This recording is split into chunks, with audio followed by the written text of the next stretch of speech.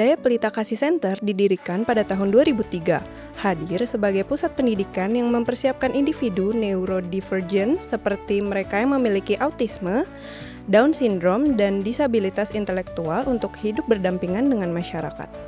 Setiap program di sekolah ini dirancang oleh tim multidisiplin yang bekerja sama untuk memberikan pengalaman belajar yang menyeluruh. Kurikulum yang diterapkan mengintegrasikan aspek sensori, motorik, dan emosional yang dirancang untuk mengasah kemampuan kognitif, komunikasi, dan kontrol perilaku siswa. Daya Pelita Kasih Center memiliki program-program meliputi life skill, school readiness, dan inclusion readiness yang dirancang khusus untuk meningkatkan kemampuan siswa dalam berbagai aspek kehidupan. Fasilitas yang tersedia mencakup 3 ruang kelas life skill development, 1 ruang kelas school readiness, vocational 2 ruang kelas, sensory integration, therapy room, speech therapy room, ruang lukis, swimming pool, shelter workshop, hydroponic dan garden, lapangan, home living room seperti bedroom, living room, kitchen, calm corner, minimarket, dan galeri. Di sekolah ini, siswa juga diarahkan untuk mengembangkan potensi dan minat yang mereka miliki, baik dari program melukis, bernyanyi, dan bermain musik yang sekaligus membantu meningkatkan kreativitas, ekspresi diri, komunikasi, dan bekerja sama dalam kelompok. Kampanye Go Human yang diusung oleh Bapak Boy Bayu Idi Sonjaya sangat didukung oleh Sekolah Daya Pelita Kasih Center yang memiliki makna memanusiakan manusia, terutama bagi individu dengan disabilitas dan neurodivergent. Daya Pelita Kasih Center berkomitmen untuk memberikan kesempatan yang sama dan memberi ruang bagi mereka untuk berkembang.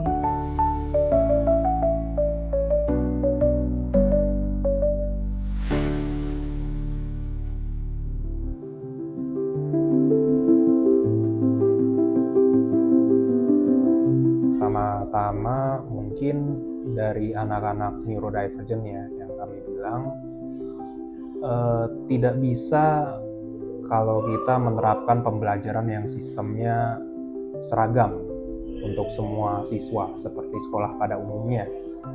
Tentunya anak-anak neurodivergent ini perlu pendekatan khusus karena setiap kepribadiannya sangat unik, sehingga itu menjadi tantangannya tersendiri dalam pengajaran.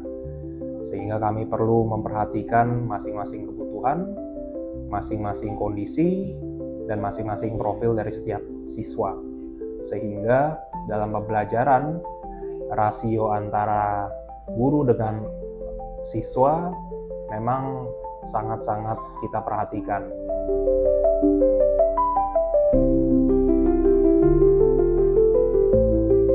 Dan hal ini menyangkut ke masa depan anak-anak neurodivergent ini. Mereka mau dihandle sama siapa? Karena kembali lagi, partisipasi dan kepedulian masyarakat bahkan tidak perlu jauh-jauh ke masyarakat. Keluarga terdekatnya aja masih banyak kasus yang tidak peduli sama sekali. Sehingga siapa yang akan menerima mereka? Siapa yang akan membantu mereka agar mereka bisa hidup lebih baik? Nah, itu kembali lagi ya, kita sebagai masyarakat. Bagaimana caranya kita bisa berpartisipasi aktif sehingga dalam kehidupan kita sehari-hari bisa melibatkan mereka ya dalam setiap kegiatan yang kita lakukan bersama. Nah, itu kata kuncinya adalah kesempatan sih sebenarnya. Yang penting mereka ini hanya butuh kesempatan, mereka hanya butuh dianggap sebagai manusia, dan yaitu tugas kita.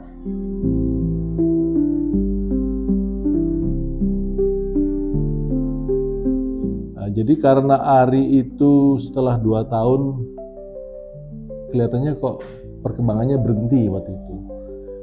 Ingatlah waktu itu tahun 88 tuh yang namanya autisme tuh belum banyak dikenal.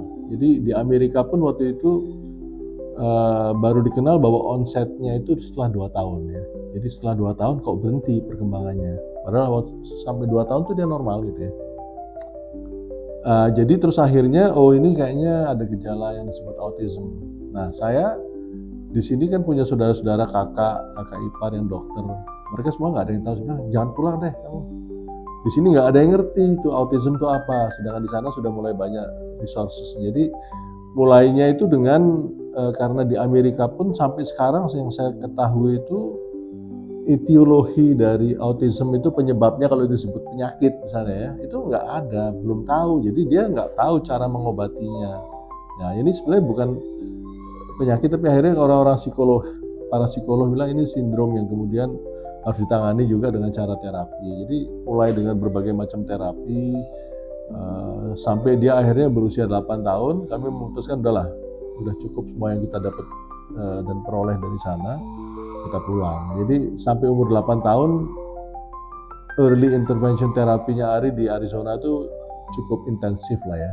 Terutama pada saat awal-awal itu yang semua orang tua juga bingung apa itu autism dan sebagainya. Terus tahapannya biasanya semua orang tua tuh mengalami nggak mungkin lah nanti pasti sembuh ini kan. Jadi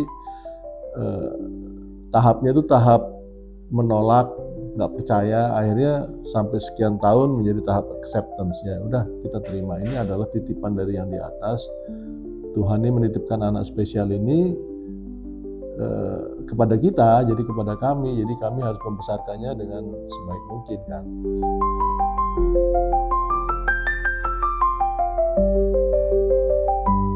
Jadi ini penting sekali sehingga kita ini melakukan juga bagian dari edukasi kepada masyarakat. Bagaimana kita memanusiakan individu-individu yang kita tadinya anggap tidak sama dengan kita gitu ya. Bahwa individu berkebutuhan khusus ini adalah bagian dari kita. Kalau zaman dulu mungkin disembunyikan, ada yang dipasung, ada yang macam-macam ya. Ini zaman sekarang ini udah nggak ada yang begitu. Kita harus berusaha menggali potensinya, apapun kelebihan dari dia, dan banyak sekali kelebihan-kelebihan yang justru kita orang-orang dalam tanda kutip normal itu malah nggak punya gitu ya. Bisa melukis, bisa menghitung dengan cepat, bisa macam-macam lah keahlian-keahlian mereka itu yang harus kita gali. Jadi itu sekedar pendapat mengenai Go Human.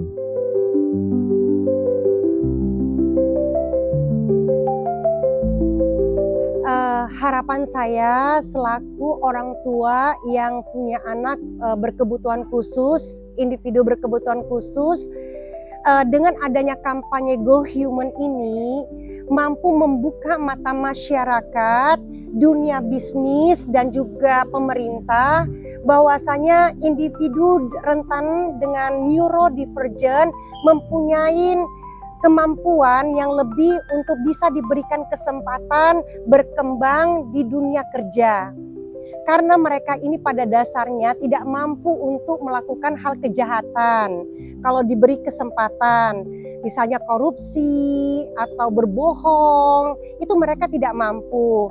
Dan kedua, masyarakat juga melihat bahwasanya individu neurodivergent ini adalah masyarakat yang bisa juga menciptakan hal-hal yang baik di dunia masyarakat. Jadi tolong jangan dikucilkan, berikan mereka kesempatan untuk bisa lebih berkembang lagi.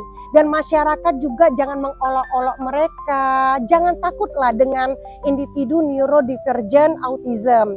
Karena mereka tuh nggak akan menyerang dan mereka tidak ada mau mengganggu masyarakat. Jadi harapannya dengan kampanye Go Human, memanusiakan manusia, masyarakat luas itu lebih memanusiakan mereka.